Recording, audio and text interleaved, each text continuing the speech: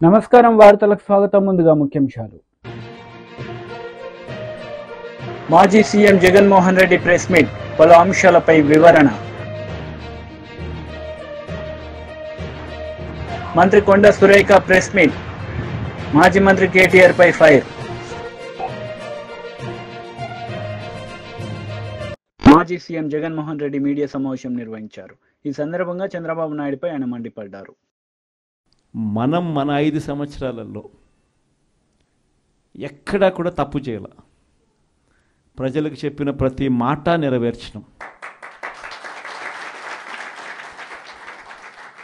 Manifesto అన్నది మామూలుగా రాజకీయ నాయకులకు మేనిఫెస్టో ఇస్తారు, ఎన్నికలు అయిపోయిన తర్వాత దాన్ని చెత్తబుట్టలో వేసే పరిస్థితి నుంచి మేనిఫెస్టో అన్నది ఒక డెఫినిషన్ ఇచ్చి, మేనిఫెస్టో అన్నది నిజంగా ఒక బైబిల్ అని, ఒక ఖురాన్ అని, ఒక భగవద్గీత అని ఒక డెఫినిషన్ దానికి ఇచ్చి, మొట్టమొదటి రోజు నుంచి కూడా కారణాలు చెప్పకుండా, కారణాలు వెతుక్కోకుండా, కారణాలు చెప్పాల్సి వస్తే కనుక మన ప్రభుత్వంలో మనకున్న కష్టాలు బహుశా ఎక్కడా ఎప్పుడు చూసిండం. ఎప్పుడు చూడని కోవిడ్ లాంటి సమస్యలు కూడా ఎదుర్కొన్నాం. అది కూడా 2 ఏళ్ళు, అది కూడా 2 సంవత్సరాలు కోవిడ్ లాంటి సమస్యలు ఎదుర్కొన్నాం. కానీ ఎప్పుడు కూడా ఒకటే చెప్పా, మనల్ని ప్రజలు ఓటేశారు, మనం ఎన్నికలప్పుడు మేనిఫెస్టో రిలీజ్ చేసినాం, మనం ఇచ్చిన మాట మరో 30 సంవత్సరాల పాటు మన బాటను నిర్దేశిస్తుంది అని చెప్పి. అని ఎప్పుడు కంప్లైంట్ అనేది ఎక్కడ చేయాల, పలానోడు అది చేశాడు, పలానోడు ఇది చేశాడు అని చెప్పి ఎప్పుడు కారణాలు వెతుక్కోలే, పలానా సమస్యలు ఉన్నాయని చెప్పి ఏ పొద్దు కారణం చెప్పాల. ఎప్పుడు కూడా ముఖాన ఎప్పుడు చిక్కటి చిరునవ్వే చూపించాం. ఆ చిక్కటి చిరునవ్వుల మధ్య ప్రజలకు మేనిఫెస్టోలో చెప్పిన ప్రతి హామీని కూడా ఇంతవరకు రాష్ట్ర చరిత్రలో ఎప్పుడు జరగలేదేమో. బడ్జెట్ కన్నా ముందే, బడ్జెట్ ప్రవేశపెట్టేటప్పుడే ఒక క్యాలెండర్ రిలీజ్ చేసి, ఆ క్యాలెండర్లో ఇదిగో ఈ నెల ఈ పథకం ఇస్తాం, ఇదిగో ఈ నెల ఈ పథకం ఇస్తాం, ఇదిగో ఈ నెల ఈ పథకం ఇస్తామని చెప్పి, పథకాలన్నీ సంవత్సరం పొడుగునా ఏ పథకం ఏ నెలలో ఇస్తామని చెప్పడమే కాకుండా ఆ నెలలో బటన్లు నొక్కి నేరుగా పథకాలు ఇచ్చిన పరిస్థితి బహుశా దేశ చరిత్రలో ఎప్పుడు జరిగింది. బీజేపీ రాష్ట్ర అధ్యక్షుడు కిషన్ రెడ్డి మీడియా సమావేశం నిర్వహించారు. ఈ సందర్భంగా పలు అంశాలపై ఆయన మాట్లాడారు. ఈరోజు మనం చూస్తా ఉన్నాము, పేదవాడి యొక్క బాధలు, ఆందోళన, ఆవేదన. నేను గతంలో కూడా ఇక్కడ నుంచే ప్రభుత్వానికి సూచన చేయడం జరిగింది. ఎట్టి పరిస్థితుల్లో పేదవాడి ఇల్లు కూల్చకూడదని చెప్పి మీ ద్వారా ప్రభుత్వానికి విన్నవించాను. మా పార్టీ యొక్క స్టాండ్ చెప్పాను, మా పార్టీ నేను స్వయంగా చెప్పాను. మా పార్టీ నాయకులు కూడా పదే పర్యటించడము, బాధితుల ద్వారా ఆందోళన కూడా చేసిన విషయాన్ని మనం చేస్తున్నాను. అంతేకాకుండా నేను స్వయంగా ముఖ్యమంత్రి గారికి ఉత్తరం కూడా రాశాను. 26వ తేదీ ఉత్తరం రాసి, మీరు దయచేసి ఈ యొక్క విధ్వంసాన్ని ఆపండి, ఈ కూల్చివేతలు ఆపండి అనేటువంటి విషయాన్ని చాలా స్పష్టంగా నేను ముఖ్యమంత్రి గారికి వివరించడం జరిగింది. కానీ ఇవేవి ప్రజల ఆందోళనను కానీ ప్రజల మనోవేదనను కానీ పరిగణలో తీసుకోకుండా ముఖ్యమంత్రి గారు ఈ రకంగా వ్యవహరించడం ఏమాత్రం న్యాయం కాదు. ఈరోజు నేను మనవి చేస్తా ఉన్నాను, గతంలో ఉన్నటువంటి 10 సంవత్సరాల క్రితం అధికారంలోకి వచ్చినటువంటి టీఆర్ఎస్ పార్టీ కూడా ఇదే విధంగా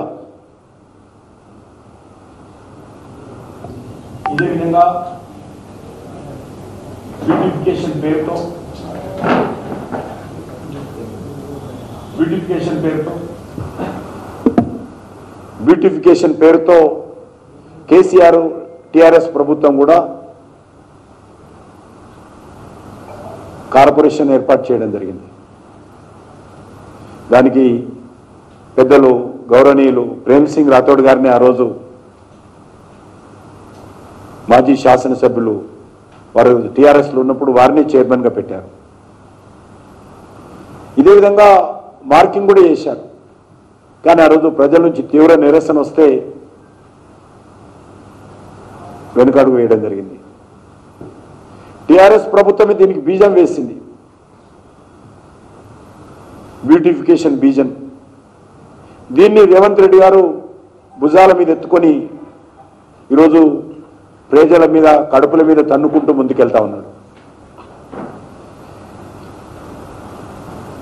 ఏ రకమైనటువంటి ప్రణాళిక లేకుండా, ఏ రకమైనటువంటి ఆలోచన లేకుండా అక్రమ కట్టడాల పేరు మీద పేదల ఇళ్లను కూల్చేటువంటి ప్రయత్నం ఏదైతే చేస్తుందో భారతీయ జనతా పార్టీ తీవ్రంగా వ్యతిరేకిస్తున్నాము, ఖండిస్తున్నాము. ప్రభుత్వం వెంటనే ఉపసంహరించుకోవాల్సిందిగా ఈ చర్యలను డిమాండ్ కూడా చేస్తా ఉన్నాం. ఎందుకోసం బ్యూటిఫికేషన్ చేస్తున్నారు? మీ యొక్క కార్యాచరణ ఏంటో చెప్పాల్సినటువంటి అవసరం ఉంది. ఈరోజు హైదరాబాద్లో ఉన్నటువంటి 70% డ్రైనేజ్ అంతా కూడా మూసీలో కలుస్తుంది. మీరు బ్యూటిఫికేషన్ మూసి వేస్తే ఈ డ్రైనేజ్ నీళ్ళంతా ఎక్కడ పోతే చెప్పాలి. డ్రైనేజ్ కాంగ్రెస్ నేతలు మీడియా సమావేశం నిర్వహించారు. ఈ సందర్భంగా పలు అంశాలపై వారు మాట్లాడారు. నేను విమర్శలు చేయాల్సిన అవసరం వచ్చింది. ఆ సందర్భంలో నాకు ఇంకెవరి మీద కూడా వ్యక్తిగత ద్వేషం కానీ మరి వ్యక్తిగత కోపం కానీ లేదు.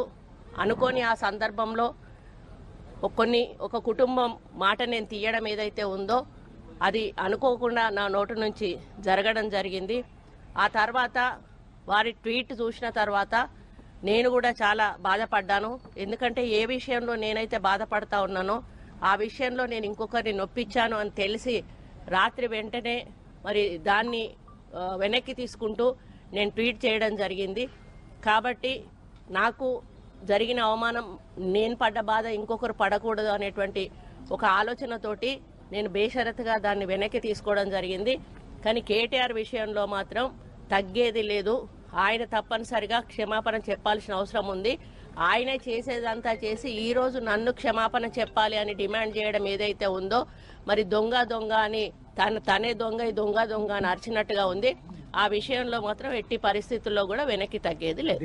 భవన్లో మాట్లాడేటప్పుడు మరి కేటీఆర్ గారు క్యారెక్టర్ గురించి, మరి వారి గతంలో వారు చేసినటువంటి కార్యక్రమాల గురించి, మహిళల మీద వారికి ఉన్నటువంటి మరి చులకన భావం గురించి మాట్లాడుతూ మరి ఆయన నన్ను రొచ్చగొట్టే విధంగా మాట్లాడినప్పుడు నేను భావోద్వేగానికి లోనై మరి కొన్ని ఆయన మీద నేను విమర్శలు చేయాల్సిన అవసరం వచ్చింది. ఆ సందర్భంలో నాకు ఇంకెవరి మీద కూడా వ్యక్తిగత ద్వేషం కానీ మరి వ్యక్తిగత కోపం కానీ లేదు. అనుకోని ఆ సందర్భంలో ఒక కుటుంబం మాట నేను తీయడం ఏదైతే ఉందో అది అనుకోకుండా నా నోటి నుంచి జరగడం జరిగింది. ఆ తర్వాత వారి ట్వీట్ చూసిన తర్వాత నేను కూడా చాలా బాధపడ్డాను. ఎందుకంటే ఏ విషయంలో నేనైతే బాధపడతా ఉన్నానో ఆ విషయంలో నేను ఇంకొకరిని నొప్పించాను అని తెలిసి రాత్రి వెంటనే మరి దాన్ని వెనక్కి తీసుకుంటూ నేను ట్వీట్ చేయడం జరిగింది. కాబట్టి నాకు జరిగిన అవమానం, నేను పడ్డ బాధ ఇంకొకరు పడకూడదు అనేటువంటి ఒక ఆలోచనతోటి నేను బేషరతుగా దాన్ని వెనక్కి తీసుకోవడం జరిగింది. కానీ కేటీఆర్ విషయంలో మాత్రం తగ్గేది లేదు. ఆయన తప్పనిసరిగా క్షమాపణ చెప్పాల్సిన అవసరం ఉంది. ఆయనే చేసేదంతా చేసి ఈరోజు నన్ను క్షమాపణ చెప్పాలి అని డిమాండ్ చేయడం ఏదైతే ఉందో మరి దొంగ అని తనే దొంగ అని అరిచినట్టుగా ఉంది. ఆ విషయంలో మాత్రం ఎట్టి పరిస్థితుల్లో కూడా వెనక్కి తగ్గేది లేదు. భవన్లో మాట్లాడేటప్పుడు మరి కేటీఆర్ గారు క్యారెక్టర్ గురించి, మరి వారి గతంలో వారు చేసినటువంటి కార్యక్రమాల గురించి, మహిళల మీద వారికి ఉన్నటువంటి మరి చులకన భావం గురించి మాట్లాడుతూ మరి ఆయన నన్ను రొచ్చగొట్టే విధంగా మాట్లాడినప్పుడు నేను భావోద్వేగానికి లోనై మరి కొన్ని ఆయన మీద నేను విమర్శలు చేయాల్సిన అవసరం వచ్చింది. ఆ సందర్భంలో నాకు ఇంకెవరి మీద కూడా వ్యక్తిగత ద్వేషం కానీ మరి వ్యక్తిగత కోపం కానీ లేదు. అనుకోని ఆ సందర్భంలో టీడీపీ లీడర్ మీడియా సమావేశం నిర్వహించారు. ఈ సందర్భంగా పలు అంశాలపై ఆమె మాట్లాడారు. నేను ముఖ్యమంత్రిగా ఉంటేనే మంచి చేస్తాను, నేనున్నప్పుడే బాగా జరిగింది, మిగతా వాళ్ళకి ఏమీ చేత కాదు, మిగతా వాళ్ళు ఏమీ సరిగ్గా చేయటం రాదు. సో ఈ టైపులో ఆయన యొక్క వ్యాఖ్యలు, ఆయన యొక్క మాటలు ఉన్నాయి. ఆయన చాలా విచిత్రంగాను, ఆయన మైండ్ సెట్ ఒక విచిత్రంగానూ ఉంది, దారుణంగా కూడా ఉంది. అంటే ఆయన ఏదో అంటారు కదండి, ఒక సామెత ఉంది కదా, చేస్తే సంసారం మిగతా వాళ్ళు చేస్తే, ఆ టైపులో చాలా ఒక దుర్మార్గమైనటువంటి మాటలతో ప్రజలకి ఒక రకమైనటువంటి రాంగ్ సంకేతాలు ఇస్తున్నారు. ఇది మంచి పద్ధతి కాదు. జగన్మోహన్ రెడ్డి గారు ప్రజాస్వామ్యంలో ఉన్నామని ఒక కనీసమైనటువంటి స్పృహ అనేది లేకుండా చాలా దారుణంగా అధికారాన్ని అడ్డం పెట్టుకుని మీరు ముఖ్యమంత్రిగా ఉండగా వైసీపీ ప్రభుత్వంలో కక్ష సాధింపులకు పాల్పడింది ఎవరు? మీరు కదా జగన్మోహన్ రెడ్డి గారు, మీ ప్రభుత్వం కాదా? అన్యాయంగా ప్రజలకి న్యాయం చేయమని అడిగితే మా సీఎం గారిని, మా నాయకుడిని, మా చంద్రబాబు నాయుడు గారిని అక్రమమైనటువంటి కేసులు పెట్టి జైల్లో పెట్టించావు 53 రోజులు. నీకు అసలు హృదయం అనేది ఉందా? కక్ష సాధింపులకు ఎవరు పాల్పడ్డారు? అన్యాయంగా మీ టైంలో మా నాయకుల మీద కేసులు పెట్టించింది ఎవరు? మీరు కదా. చట్టాన్ని ఉపయోగించి చట్టాన్ని దుర్వినియోగం చేసింది ఎవరు? వైసీపీ ప్రభుత్వంలో ముఖ్యమంత్రిగా ఆనాడు జగన్మోహన్ రెడ్డి మీరు కాదా? ఈ రోజున మీరు నీతులు వల్లిస్తారా? మీ టైంలో 2019 నుంచి మొన్నటి వరకు, ఎలక్షన్ ముందు వరకు, ఏప్రిల్ వరకు కూడా 5 సంవత్సరాల వైసీపీ పాలనలో వ్యవస్థలన్నీ కూడా నిర్వీర్యం చేసి భ్రష్టు పట్టించారు జగన్మోహన్ రెడ్డి గారు. మీరు వ్యవస్థల్ని భ్రష్టు పట్టించిందే జగన్మోహన్ రెడ్డి గారు, వైసీపీ ప్రభుత్వం. ఈరోజు దెయ్యాలు వేదాలు వల్లించినట్టుగా మాట్లాడుతున్నారు మీరు. అంటే మీకు మైండ్ కూడా సరిగ్గా పనిచేయటం లేదులేండి. ఈ రోజున ప్రజల యొక్క తీర్పు చూసేసరికి మీకు మైండ్ కూడా పనిచేయటం లేదు. మీ టైంలో మీరు ఎంతగా కక్ష సాధింపులకు పూనుకున్నారో ఒక్కసారి నేను ప్రజలందరికీ కూడా గుర్తు చేస్తున్నా, మీకు కూడా గుర్తు చేస్తున్నా. జగన్మోహన్ రెడ్డి గారు, మీరు వచ్చిన అధికారంలోకి వచ్చిన 2019 మొట్టమొదటిగా మీరు ప్రజలకు ఉపయోగపడే ప్రజా వేదికని కూల్చడం మొదలుపెట్టారు. ప్రజా వేదిక నుంచి టీడీపీ లీడర్ మీడియా సమావేశం నిర్వహించారు. ఈ సందర్భంగా పలు అంశాలపై ఆయన మాట్లాడారు. చేస్తా ఉన్నారు. ఇవన్నీ ఒక టీం వెళ్ళి పరిశీలించి రిపోర్ట్ ఇవ్వాలి. ఆ రకంగా ఒక టీము నవంబర్ 8వ తేదీన 2023 ఒక టీము ఏఆర్ ఫుడ్స్కి వెళ్ళింది. అంటే గతంలో కూడా మార్చి 12 వీళ్ళు విడుదల చేసినటువంటి ఒక టెండర్కి ముందు ఇంకొక టెండర్ రిలీజ్ చేయడం జరిగింది. ఆ సందర్భంలో టెక్నికల్ కమిటీ వెళ్ళి పరిశీలించినటువంటి నివేదిక. దీనిలో మీరు చూసినట్లయితే ఇక్కడ చాలా కీలకమైనటువంటి అంశం ఇక్కడ మీరు అందరూ చూడాలి. Supply of relevant commodity experience in 1 year period. సంవత్సర కాలంలో ఏఆర్ డైరీ సంస్థ ఎంత నెయ్యి సరఫరా చేసింది అన్న ఒక కాలం దగ్గర 2022-23లో ఎంత సరఫరా చేశారండి? 14,940 కిలోలు, 14,940 కేజీలు ఒక సంవత్సర కాలంలో ఏఆర్ డైరీ సరఫరా చేసింది. అంటే 14 టన్నులు, సుమారుగా 15 టన్నులు. ఒక సంవత్సర కాలంలో ఏఆర్ డైరీ సరఫరా చేసింది ఎంతండి? 15 టన్నులు. అటువంటి ఒక సంస్థకి 6 నెలల కాలంలో 1000 టన్నుల సరఫరా చేసే కాంట్రాక్ట్ ఏ రకంగా ఇస్తారండి? అంటే మీకు తెలుసు ఏఆర్ డైరీకి 1000 టన్నుల నెయ్యి సరఫరా చేసే సామర్థ్యం లేదు అని తెలుసు. మీ టీటీడీ కమిటీ, టెక్నికల్ కమిటీయే చెప్పింది ఆ మాట. 2023-24 సంవత్సరంలో వీళ్ళు నవంబర్లో వెళ్ళే టైంకి, అంటే సుమారుగా ఒక 7 నెలల కాలంలో వాళ్ళు సరఫరా చేసింది 8,100 కిలోలు, అంటే 8 టన్నులు. 22-23 సంవత్సరం మొత్తం మీద సరఫరా చేసింది 15 టన్నులు. 23-24లో ఒక 7 నెలల కాలానికి సరఫరా చేసింది 8 టన్నులే. అటువంటి సంస్థకి ఏమండి జగన్ రెడ్డి గారు సత్యమేవ జయతే అని ట్వీట్లు పెడుతున్నారు కదా, ఇది పెట్టండి సార్ ట్వీటు, ఈ డాక్యుమెంట్ పెట్టండి, మీకు దమ్ముంటే ట్వీట్ చేయండి. ఇదిగో మేము అతి గొప్పగా సెలెక్ట్ చేసిన సంస్థ సంవత్సర కాలంలో 15 టన్నుల నెయ్యి సరఫరా చేసింది అని చెప్పి ఇది ట్వీట్ చేయండి సార్. అంతేకాకుండా ఇదే రిపోర్ట్లో ఇంకా విస్తుపోయేటటువంటి అంశాలు ఇక్కడ మీరు చూసినట్లయితే అది సరఫరాకు సంబంధించి, ఏది ట్యాంకర్ల ద్వారా కానీ ఏదైనా సంస్థకు సరఫరాకు సంబంధించి అసలు టోటల్ ప్రొడక్షన్ అంటే ఏఆర్ డైరీ అనే సంస్థ ఇట్లా టీటీడీ కానీ ఇటువంటి బల్క్ ఆర్డర్సే కాకుండా వాళ్ళు 1/4 కిలో ప్యాకెట్లు, 1/2 కిలో ప్యాకెట్లు మామూలు రిటైల్ మార్కెట్లో కూడా అమ్ముతారు కదండి. సో అవన్నీ కూడా కలుపుకుందాం. అవన్నీ కలుపుకొని వాళ్ళ ప్రొడక్షన్ కెపాసిటీ చూడండి. Experience certificate for production of cow ghee at least for 1 year period. వాళ్ళు 1 సంవత్సర కాలాన్ని పరిశీలిస్తే అక్టోబర్ 2022 నుంచి సెప్టెంబర్ 2023 వరకు పరిశీలిస్తే 16,300 kgs to 16,900 kgs per month. అంటే ఒక నెలకి 16.3 టన్నుల నుండి 16.9 టన్నుల వరకే వాళ్ళ టోటల్ ప్రొడక్షన్. ఏది టోటల్ ప్రొడక్షన్? నెలకి 16 టన్నుల టోటల్ ప్రొడక్షన్ సామర్థ్యం కలిగిన సంస్థకి వీళ్ళు ఏం కాంట్రాక్ట్ ఇచ్చారండి? 1000 టన్నులు. 6 నెలల్లో 1000 టన్నులు మీరు ఇచ్చేయండి అని చెప్పి పాపం అత్యంత నమ్మకంతో ఇచ్చారు sir. The great Jagan Reddy ప్రభుత్వం, కరుణాకర్ రెడ్డి చైర్మన్గా వీళ్ళు ఇదిగోండి చేసినటువంటి పాపానికి సంబంధించినటువంటి ఆధారాలు. ఇంకొక ఫ్యాక్ట్ అద్భుతమైనటువంటి, ఇవన్నీ నిజంగా విస్తుపోయేటటువంటి నిజాలు.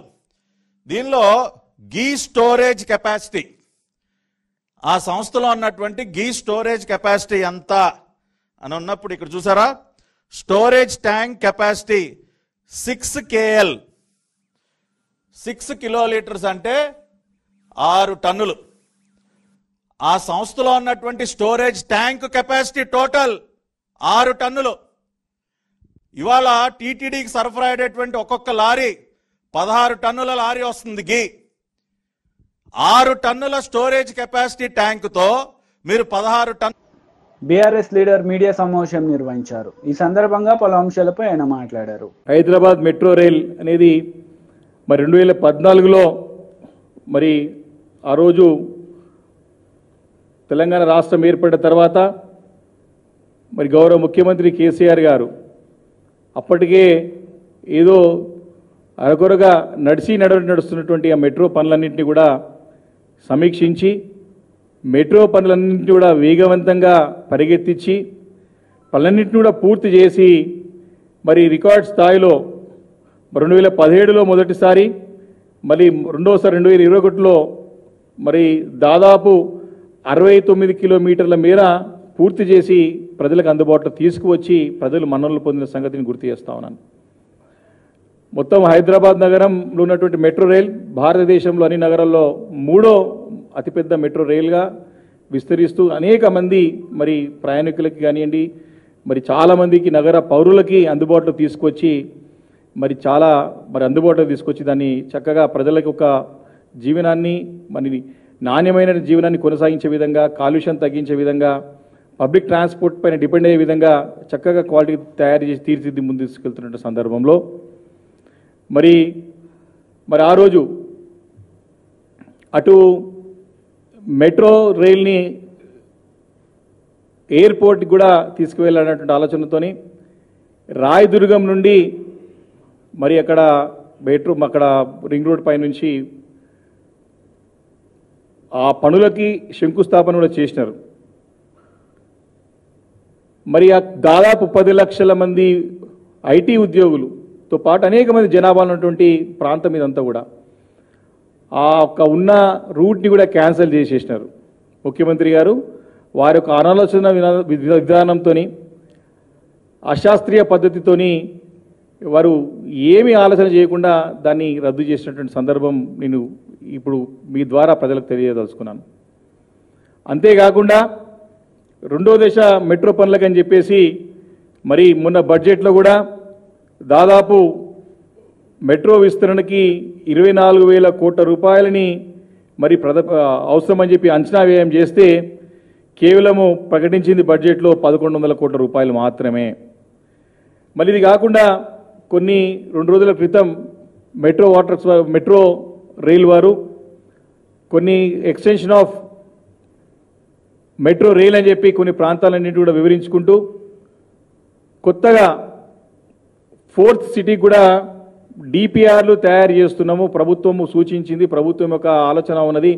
4th సిటీకి కూడా డిపిఆర్ రెడీ చేయండి, 4th సిటీ కూడా ప్రతిపాదించండి అని చెప్పేసి మరి స్పష్టంగా మరి శాఖ కూడా ముఖ్యమంత్రి గారి దగ్గర ఉంది కాబట్టి ముఖ్యమంత్రి రేవంత్ రెడ్డి గారు స్పష్టంగా ఆదేశించినట్టు స్పష్టంగా అర్థమవుతా ఉంది. అంటే 4th సిటీ అంటే కేవలము ఒక ఊహల్లో ఉన్న నగరం, అది కేవలము కల్పితమైన నగరం, అది ఇంకా పేపర్ పైన కూడా పెట్టిన నగరం. అది అంటే ఏమీ లేని నగరానికి మరి మెట్రో రైల్ని తీసుకెళ్లాలని చెప్పేసి కూడా వారు ప్రతిపాదించడం చూస్తూ ఉంటే హాస్యాస్పదంగా ఉన్నది, చాలా వింతగా ఉన్నది. ఎందుకంటే కేసీఆర్ గారు ఉన్నప్పుడు స్పష్టంగా నగరం అంతా కూడా ఈ మెట్రో రైలు విస్తరించాలని చెప్పేసి ఆలోచన చేసి కాంగ్రెస్ నేతలు మీడియా సమావేశం నిర్వహించారు. ఈ సందర్భంగా పలు అంశాలపై వారు మాట్లాడారు. మీరు ఆయన దగ్గర ట్రైనింగ్ తీసుకోండి, కానీ రాహుల్ గాంధీ గారిని మీరు అనవసరంగా నోరు దాచుకుంటే ఎంటైర్ కాంగ్రెస్ పార్టీ వర్కర్ ఒప్పుకోడు.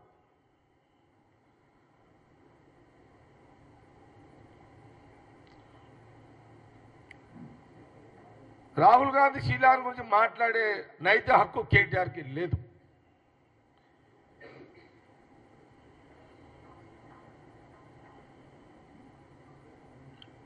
మేము ఆ కుటుంబం గురించి చెప్పుకుంటూ పోతుంటే గంటలు సరిపోవు, నెలలు సరిపోవు, సంవత్సరాలు సరిపోవు. అది వాళ్ళ చరిత్ర, రాహుల్ గాంధీ గారి యొక్క కుటుంబం యొక్క చరిత్ర. మీరు మళ్ళొకసారి రాహుల్ గాంధీ గారికి ఏదో ముట్ట చెప్పినారని మీరు బదలాం చేసిరనుకోండి, మేము మా ప్రభుత్వం మీద, రాష్ట్ర రాజకీయాల మీద మనం మాట్లాడుకుందాం, మనం కొట్టుకుందాం, విమర్శించుకుందాం, తన్నుకుందాం, కుస్తీలు పడదాం. కానీ రాహుల్ గాంధీ గారి జోలికి లేని అబండాలు వేస్తే కాంగ్రెస్ పార్టీ కార్యకర్త ఊరుకోడు. ఇది నీకు మంచిది కాదు.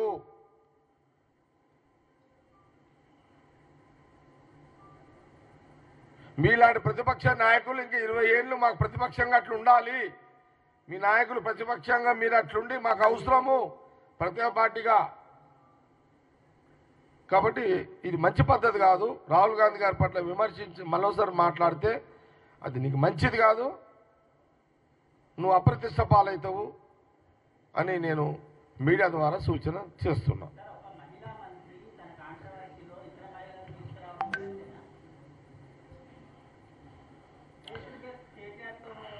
నేనేమంటున్నా, నేను అడుగుతున్నా, ఏది మన నాగేందర్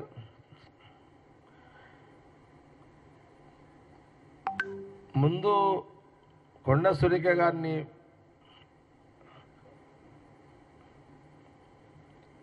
ఆమె ఇబ్బంది పడే రకంగా మాట్లాడింది ఎవరు?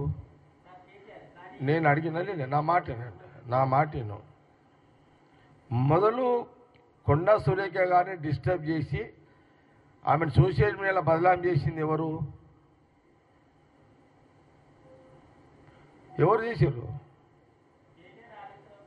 వాళ్ళే చేశారు కదా. మరి వాళ్ళు కేటీఆర్ హరీష్ రావు వాళ్ళు అన్నప్పుడు మరి ఈమె అనకపోతే నడవదు కదా.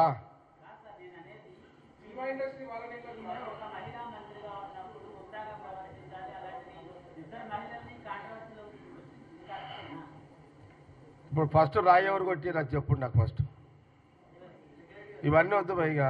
ఫస్ట్ రాయి ఎవరు కొట్టిరు? బీఆర్ఎస్ వారు కొట్టిరా, కాంగ్రెస్ వాళ్ళు కొట్టిరా? ఫస్ట్ రాయి ఎవరు కొట్టిరు? మరి మేము కూడా అడగాలి కదా, మీడియాని అడుగుతున్నా, మీరు చెప్పండి. అరే నేను అడిగినా అని చెప్పబోయి. ఫస్ట్ రాయి ఎవరు కొట్టిరు? కొండ సురేఖ కొట్టిందా, కేటీఆర్ కొట్టిందా? కాదు చెప్పండి నాకు. కేటీఆర్ ఇగో విను, కేటీఆర్ కొట్టినప్పుడు కొండ సురేఖ కొట్టుడు తప్పేముంది మన? అరే ఇక అట్లా ఉండదు, ఇవన్నీ ఇక డీటెయిల్ ఉన్నాయి. ఇక డీటెయిల్స్ ఆడుంటాయి. మైదానం ఇది యుద్ధ రంగంలో దిగినాక డీటెయిల్స్ ఉన్నాయి. ఫైటింగ్ అప్పుడు ఉన్నాయి ఇవన్నీ. విన్నారా?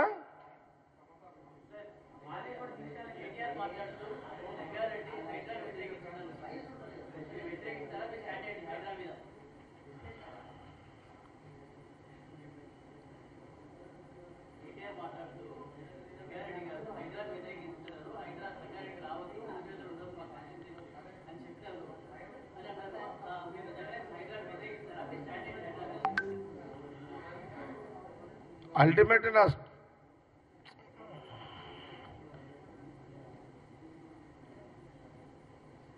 ఇప్పుడు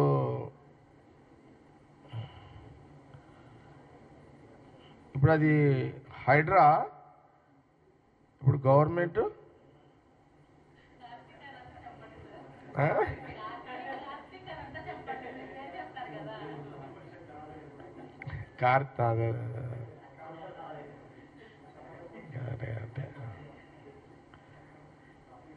సరే ముఖ్యమంత్రి వార్తలు ముగించే ముందు ముఖ్యాంశాలు మరోసారి. మాజీ CM Jaganmohan Reddy press meet, పలు అంశాలపై వివరణ. మంత్రి కొండ సురేఖ ప్రెస్ మీట్, మాజీ మంత్రి కేటీఆర్ పై ఫైర్. ఈ వార్తలు ఇంతటితో సమాప్తం. తిరిగి ప్రసారమయ్యే వార్తల్లో మళ్ళీ కలుద్దాం. అంతవరకు సెలవు. నమస్తే.